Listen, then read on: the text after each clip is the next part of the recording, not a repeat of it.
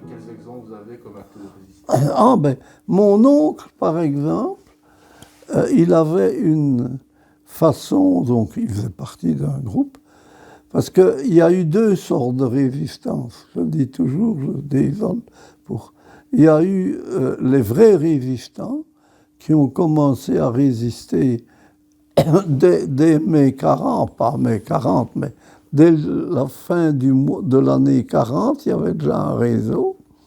Et puis il y a eu les résistants de la dernière heure qui ont péroré, et certains qui ont tué, par exemple, des Allemands, qui ne servaient, ça ne servait à rien. Hein, le cas est celui de Bande, hein, qui a donné lieu au massacre de Bande. Ils avaient tué un vieux Landsturm sur la route qui repartait. Et on a vu qu'il était mort en regardant une photo de sa famille. Et les Allemands n'ont pas eu le temps de revenir pour punir le village. Mais quand ils sont revenus à l'offensive, ils ont massacré, hein, tout le monde connaît le massacre de Bande, quoi. Et il y a eu un autre cas qui donne encore maintenant. Un jour, la TV a voulu faire une émission et on a dû attendre plusieurs années. Du côté d'Ammonine, les Allemands repartaient. Donc il y avait un petit détachement, une autochenille, je crois. Et ils repartaient, il fallait laisser partir souvent. Et la résistance, pour faire un acte de gloire, a incendié la chenille et tué. Mais là, ils n'étaient pas encore en pleine retraite. Ils sont revenus. Ils ont massacré les gens au village, un peu comme à Oradour. Ils les ont mis dans l'église ou quoi. Et encore maintenant, mais il y avait une rivalité entre les Allemands, les gens, je veux dire, du village, qui ont fait partie de la résistance, et ceux qui ont reproché à la résistance d'être les responsables. Mais pour répondre à votre question, une histoire de mon oncle, on faisait à ce moment-là le mur de l'Atlantique. Et là, chapeau, hein, la résistance, il y avait chapeau pour la vraie résistance, comme je dis. Hein. Les pièces étaient coulées en Allemagne et ils avaient ici une ligne, la ligne Bastogne-Gouvy était à double ligne, donc hein, il y avait deux lignes différentes pour pouvoir accentuer le trafic. Et les pièces venaient d'Allemagne et partaient vers la Normandie. Mais alors, là, je vous dis, ça, c'était de la vraie résistance. Je signale toujours ça. Il y a des résistants, chapeau, il n'y avait pas de passage à niveau électrique comme maintenant. Et donc, les trains passaient très lentement au passage à niveau. Donc, la nuit, c'était d'immenses trains. Et comme ils avaient peu de personnes, ils avaient quelques Allemands à la tête du train et quelques Allemands à la fin. Et rendez-vous compte, les résistants montaient sur le train et puis ils avaient des leviers et à une place bien déterminée, à quelques mètres près, hein, avec les leviers, ils poussaient, ils jetaient par terre une pièce. Et alors, donc, ils jetaient un morceau des fortifications et mon oncle allait chercher à une place un morceau, mais ça pesait 200-300 kilos, il était avec son bignon, son chariot, la nuit, il le ramenait et le maréchal Ferrand de Moinet le découpait au chalumeau et enterrait les morceaux. Mais ça, j'ai toujours dit, c'était une magnifique résistance. Parce que ça faisait bien plus de mauvais effets, de tort, de voir quand ils montaient leur fortification qu'il manquait une pièce, parce que il y avait des centaines de gens qui faisaient ça, hein, entre ici, depuis la frontière jusque là. Hein, et c'était pas un Allemand tué bêtement. Et en plus, ils ne tuaient personne, les Allemands, parce qu'ils ne le savaient pas. Ils ne pouvaient pas dire que c'était à Bourcy que c'était arrivé. Hein, ils arrivaient, ils râlaient, ils disaient, voilà, il manque une pièce. Hein. Et donc, ça c'était ni vu ni connu. Le truc était parti sans heurts. Oui, alors il y en a beaucoup qui faisaient des plus petites choses. Hein. On vidait du sucre dans le réservoir des camions. Il paraît que c'était mortel aussi. Hein, donc, simplement déjà, le fait de ne pas travailler pour les Allemands. Hein. Il y avait à la radio anglaise que tout le monde écoutait. Hein, il chantait « Fais dodo, colla mon petit frère, fais dodo quand t'es au boulot ».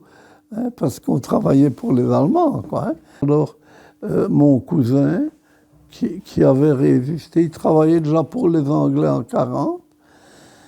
Il était venu voler les cartes d'identité et les cachets de la commune. Dans le temps, c'est les petites communes, hein, vous n'avez plus connu ça. Et donc, il y avait le cachet, les cartes d'identité. Et ça, c'était précieux. Et ici, nous avions une grande cheminée. Et il les avait parce que tout le monde participait. Mon père était plus âgé, mais pas se vanter, mais il les cachait dans la grande cheminée de la tannerie, personne. Et de temps en temps, on entendait aboyer les chiens. La nuit, ils revenaient et ils venaient des fausses cartes d'identité. Mais si le type était à Liège et il avait une carte d'identité en ordre, hein, c'était pas des faux, on voyait tout de suite quand c'était une vraie carte d'identité avec le cachet de la commune. Ça, c'était aussi, vous voyez, un genre de résistance. Est-ce que vous avez des souvenirs de la première libération? Est-ce qu'il y a eu des fêtes qui ont eu lieu? Est-ce qu'il y a eu un contact aussi? Comment était le contact avec les Américains? Ah ben, à la première libération, c'était la liesse. Hein. Les gens grimpaient sur les chars, on fêtait, on recevait les Américains. Quand on avait dû... Il y en a un Américain qui avait fait ses mémoires pour l'offensive, la deuxième à Boursier, qui racontait qu'un gars de Boursier avait été chercher une bouteille de vieux vin qu'il gardait, etc. Hein, à la première libération, donc, hein, c'était une fête, hein, c'était... Et donc, les gens embrassaient les soldats, on les invitait chez soi. Ça n'a pas toujours été le cas. C'était le cas dans les zones comme ici, où on n'avait pas subi les dégâts des bombardements. Par contre, surtout en Normandie, etc., là, il y avait même de la haine contre les Américains. Hein, parce qu'ils avaient, c'est assez effrayant de voir, avec Churchill, ils avaient discuté comme des marchands de vaches. Hein, les Américains disaient il faudra 20 000 morts, et Churchill avait dit il faut qu'on en sorte avec 10 000. Hein, donc, et surtout que les Américains n'y avaient pas avec le dos de la cuillère.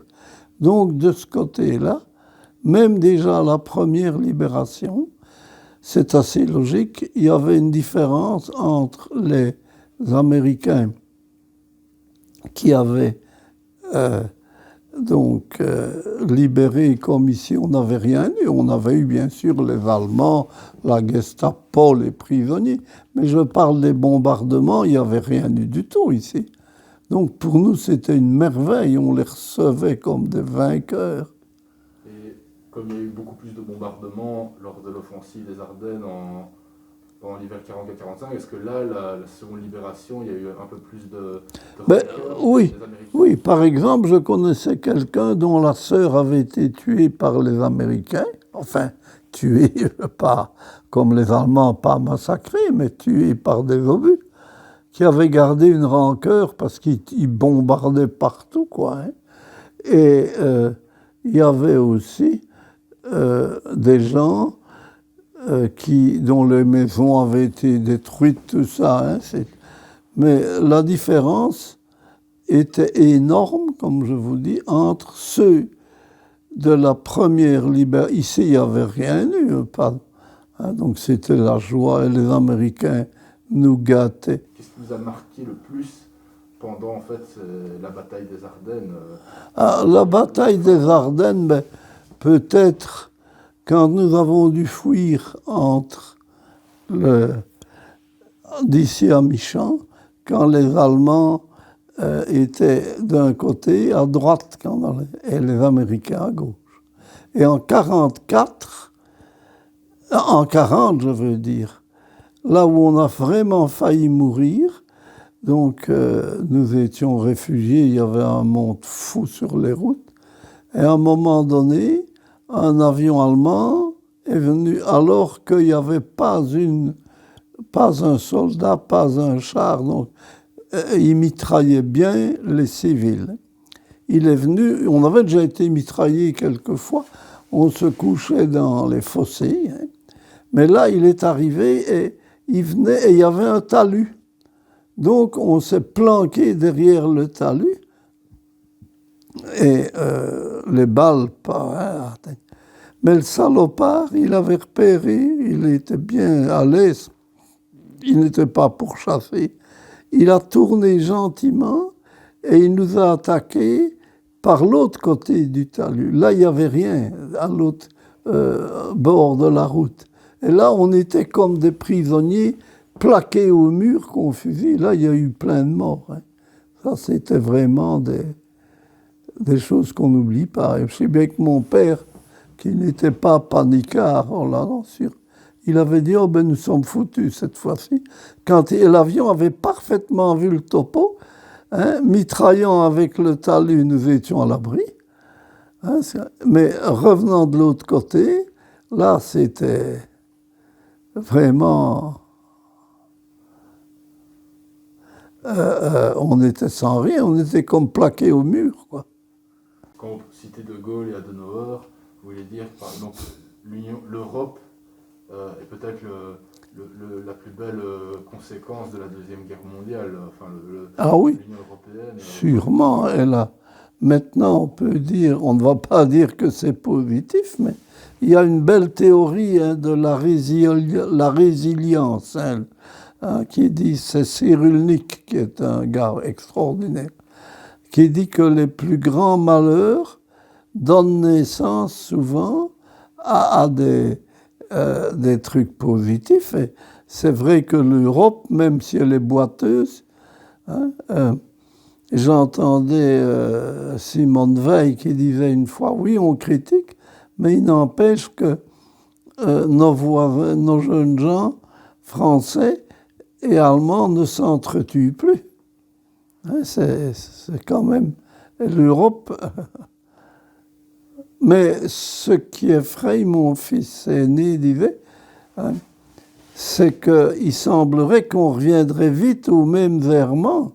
Quand vous voyez Trump avec qui devient presque un dictateur, on pensait que ça avait servi de leçon pour dire qu'il y a mais il faut faire attention. Et des néo-nazis qui viennent, hein, qui retrouvent pignon sur rue. Est-ce que vous avez un message bien concret à donner aux jeunes générations comme la mienne, ou même ceux encore un peu plus jeunes, qui eux n'ont vraiment quasiment plus aucun lien avec la Seconde Guerre mondiale qui a eu lieu quand même il y a 76 ans? Oui, ben le message, c'est clair. C'est que je vois un peu effrayé qu'on a tendance à oublier. Donc maintenant, nous avons connu l'horreur de tout ça. Dès qu'on voit des trucs comme maintenant Trump en Amérique ou quoi, mais les jeunes, c'est effrayant, ont tendance à oublier. Il faudrait leur dire s'ils ne sont pas concernés. Et c'est pour ça que j'admire, mais ils deviennent rares, les gens qui ont été dans les camps et qui ont fait des conférences, tout ça. Faire en sorte, pour être bref, que les jeunes ne retombent pas dans les mêmes pièges. C'est une question de Réginald Lambert qui nous l'a posée via les réseaux sociaux. De Lambert, oui, il y en a partout. Oui, elle se posait la question de savoir si vous aviez connaissance d'astuces un petit peu utilisées par les parents pour que la guerre puisse passer de manière moins visible auprès des enfants. Je veux dire par là, est-ce que ils utilisaient des fausses histoires, les parents, pour interdire les enfants d'aller dans certains endroits jugés dangereux, ou pour leur faire oublier le fait qu'il y avait des bombardements, etc. Là, elle donne l'exemple un exemple à Eben et Mal, de parents qui étaient réfugiés dans une grotte et qui avaient fait croire à leurs enfants qu'il y avait un géant qui protégeait l'entrée de la grotte pour les rassurer. Est-ce que vous aviez peut-être des exemples de cela dans la région? Non, malheureusement, je n'ai pas de connaissance de cas très précis comme ça, mais évidemment, les gens, beaucoup de gens, ont épargné les récits abominables à leurs enfants. Hein.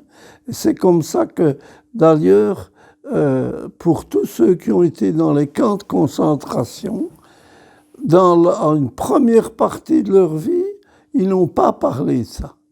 Et c'est en vieillissant qu'ils disent maintenant il faut quand même.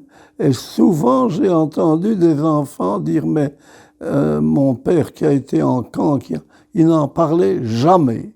Donc je vais répondre c'est en n'en parlant pas. Et puis ces gens-là ont commencé à changer en disant mais tout compte fait, il faut qu'on en parle. Mais au départ, la réaction c'était de ne pas en parler. Pour eux aussi. Et alors, en plus, ceux qui avaient échappé avaient un peu honte, ce qui était ridicule, mais parce que pourquoi moi et que je n'y suis pas resté, quoi. D'accord.